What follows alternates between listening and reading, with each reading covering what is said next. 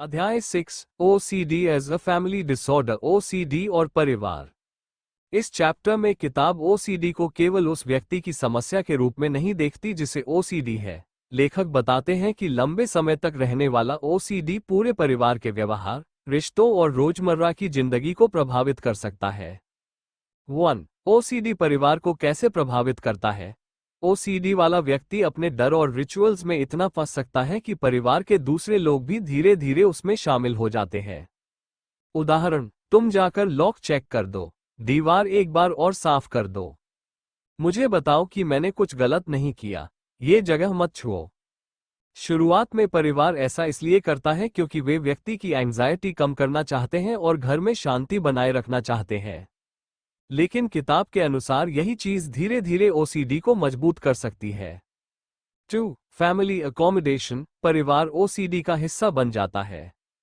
किताब ऐसे family members को एनेबलर्स कहती है, यानी वे खुद रिचुअल नहीं करना चाहते, लेकिन OCD वाले व्यक्ति की मांग पूरी करके उसकी कंपल्शंस को आसान बना देते हैं। उदाहरण, व्यक्ति, मुझे भरोसा नहीं हो रहा कि डोर लॉक है, तुम चेक करो। परिवार, ठीक है, फिर एक बार और चेक करो। परिवार, ठीक है। इससे उस मोमेंट में एंग्जाइटी कम हो सकती है, लेकिन OCD सीखता है। जब डाउट आए, किसी को चेक करवाओ और साइकिल मजबूत होती जाती है। 3. किताब का मुख्य संदेश परिवार के लिए चैप्टर की सबसे सीधी लाइन है। Don't enable the OCD, enable the behaviour therapy. अर्थात, क्रॉस मार्क OCD की मांग पूरी मत करो, बल्कि चेक मार्क व्यक्ति को 4 स्टेप्स प्रैक्टिस करने में सपोर्ट करो। 4. इसका मतलब परिवार कठोर हो जाए? नहीं। किताब का उद्देश्य यह नहीं है कि परिवार, अब हम तुम्हारी कोई मदद नहीं करेंगे, बल्कि फर्क ये है, व्यक्ति की मदद करो, OCD की नहीं। उदाहरण, OCD, मेरे लिए जाकर 10 बार चेक करो। परिवार, मैं तुम्हारे लिए बार बार चेक नहीं करूंगा, लेकिन मैं तुम्हारे साथ बैठ सकता हूं और तुम्हें 4 स्टेप्स प्रैक्टिस करने में सपोर्ट कर सकता हूं। यानी सपोर्ट बना रहता है, लेकिन रिचुअल में पार्टिसिपेशन कम होता है। 5. ओलिविया का उदाहरण। ओलिविया को यह ऑब्सेशन था कि टॉयलेट का पानी वॉशिंग मशीन में चला गया है। वो बार बार चेक करती और फिर अपने हस्बैंड से भी कहती, तुम अपना हाथ अंदर डालकर देखो। उसके हस्बैंड को सलाह दी गई कि वह धीरे धीरे इस अकोमोडेशन को कम करे। पहले वो उसे रिलेबल और रीएट्रिब्यूट याद दिलाता। यह एक ऑब्सेसिव थॉट है, ब्रेन का फॉल्स मैसेज। फिर धीरे धीरे, क्या तुम्हें सच में चाहिए कि मैं ये करूं? चलो किसी दूसरे बिहेवियर पर रिफोकस करते हैं। कुछ समय बाद उसकी चेकिंग अर्ज काफी कम हो गई। 6. OCD कभी रिलेशनशिप में वेपन भी बन सकता है। चैप्टर का ये हिस्सा थोड़ा कठिन है, लेकिन किताब इसे स्पष्ट रूप से डिस्कस करती है। कभी कभी OCD सिम्टम्स केवल एंग्जाइटी कम करने के लिए नहीं, बल्कि इंटरपर्सनल कॉन्फ्लिक्ट में कंट्रोल या पावर हासिल करने के तरीके के रूप में भी इस्तेमाल हो सकते हैं। उदाहरण, अगर तुम मेरी बात नहीं मानोगे तो मैं रिचुअल करूंगा, या तुम्हें भी मेरी कंपल्शंस में शामिल होना पड़ेगा। किताब इसे OCD का सेकेंडरी गेन कहती है, यानी सिम्टम से व्यक्ति को कोई अप्रत्यक्ष इंटरपर्सनल फायदा मिल रहा हो। ये हर OCD पेशेंट के बारे में नहीं कहा जा रहा। किताब इसे कुछ केसेस में दिखाई देने वाला पैटर्न बताती है। 7. परिवार भी OCD से कैद हो सकता है। कंटैमिनेशन। OCD का उदाहरण लेते हुए किताब बताती है कि कभी कभी घर के कुछ हिस्से, यहां कोई नहीं जाएगा, बन जाते हैं। फिर कुछ रूम्स बंद, कुछ ऑब्जेक्ट्स फॉरबिडन, कुछ डिशेस इस्तेमाल नहीं, कुछ क्लोथ्स नहीं पहने जा सकते। पूरा घर रिचुअल्स के अनुसार चलने लगता है। धीरे धीरे यूजेबल लिविंग स्पेस भी कम होता जाता है। यानी OCD केवल व्यक्ति की फ्रीडम नहीं छीनता, कभी कभी परिवार की फ्रीडम भी सीमित कर देता है। 8. जब OCD वाला व्यक्ति ठीक होने लगता है। ये चैप्टर का बहुत इंटरेस्टिंग हिस्सा है। कभी कभी परिवार वर्षों तक उस व्यक्ति की OCD आइडेंटिटी के हिसाब से एडजस्ट हो चुका होता है। फिर व्यक्ति ट्रीटमेंट से बेहतर होने लगता है। अब वो असर्टिव है, अब वो बाउंड्रीज रखता है, अब वो दूसरों को रिचुअल्स करने के लिए नहीं कहता। परिवार को कभी कभी यह नया बिहेवियर अजीब लग सकता है। किताब इसे हु इज दिस स्ट्रेंजर के थीम से समझाती है। यानी फैमिली ने जिस व्यक्ति को वर्षों से एक खास रोल में देखा था, उसके बदलने से फैमिली डायनामिक्स भी बदल सकते हैं। 9. इसलिए रिकवरी केवल व्यक्ति का बदलाव नहीं।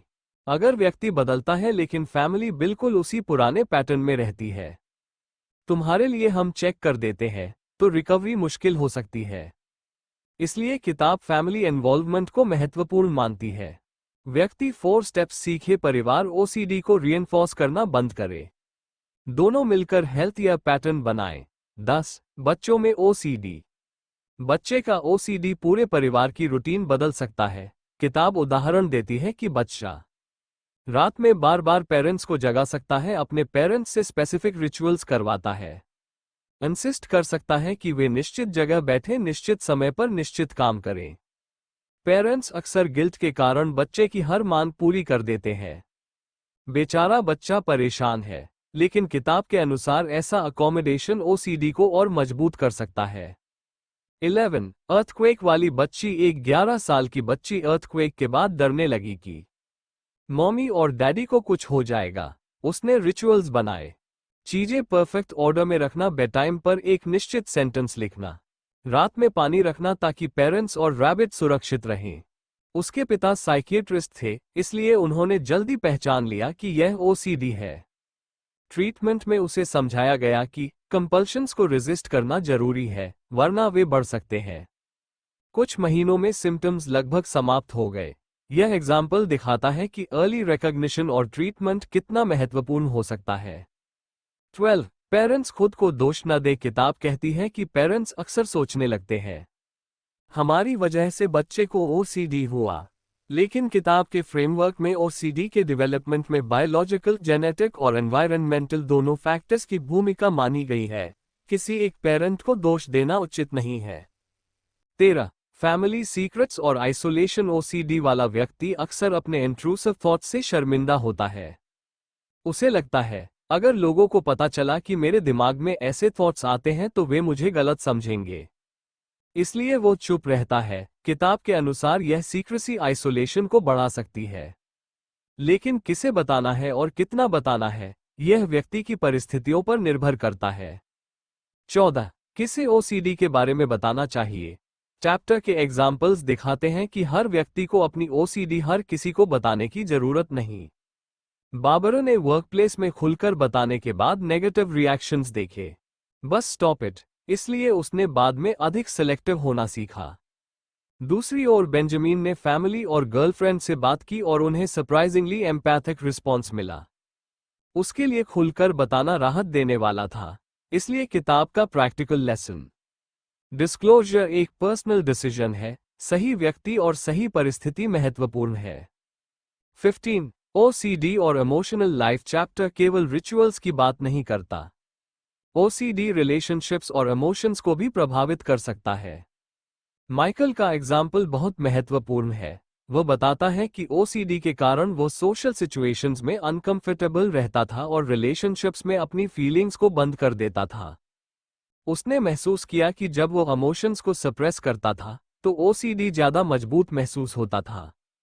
ये चैप्टर का ब्रॉडर मैसेज है। ओसीडी से रिकवरी का अर्थ केवल रिचुअल्स कम करना नहीं, इमोशनल और सोशल लाइफ को भी वापस पाना है। 16. सेल्फ एस्टीम और ओसीडी। चैप्टर में कुछ पेशेंट्स के एग्जाम्पल से यह बात सामने आती है कि लंबे समय तक ओसीडी, मैं दूसरों जैसा नहीं हूं, कोई मुझे एक्सेप्ट नहीं करेगा, जैसी बिलीफ्स पैदा कर सकता है।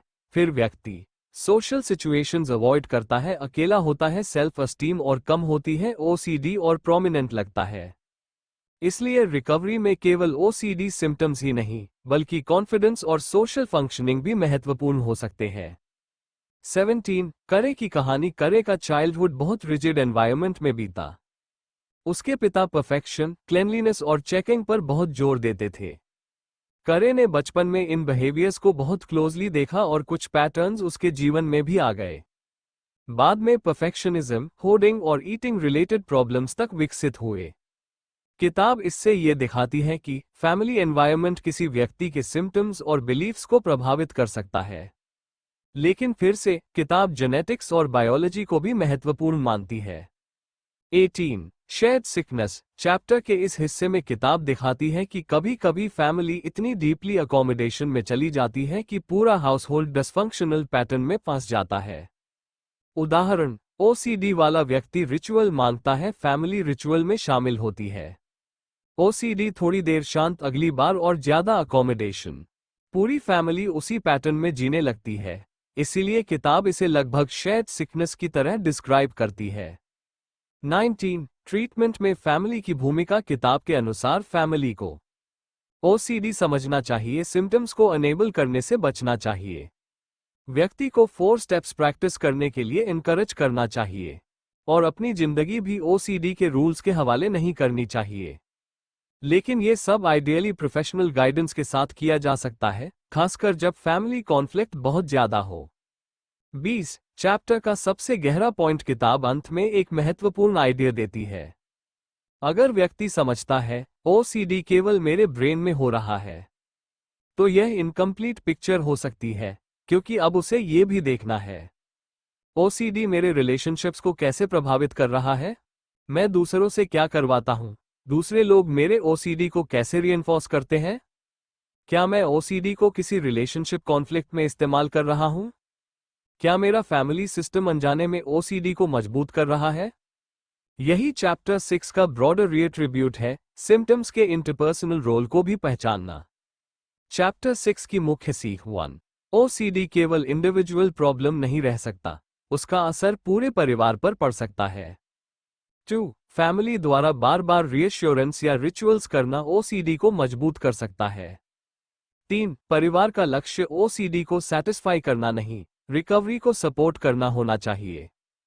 4. व्यक्ति के ठीक होने के साथ फैमिली डायनामिक्स भी बदल सकते हैं। 5. ओसीडी से रिकवरी में रिलेशनशिप्स, इमोशंस, सेल्फ एस्टीम और इंडिपेंडेंस भी महत्वपूर्ण है। 6. सबसे महत्वपूर्ण principle, don't enable the OCD, enable the behaviour therapy. अगला है chapter 7, the 4 steps and other disorders, overeating, substance abuse, pathological gambling, compulsive sexual behaviour. इस चैप्टर में किताब देखती है कि 4 स्टेप मेथड के प्रिंसिपल्स ओसीडी के अलावा कुछ दूसरी कंपल्सिव बिहेवियर्स में कैसे लागू हो सकते हैं।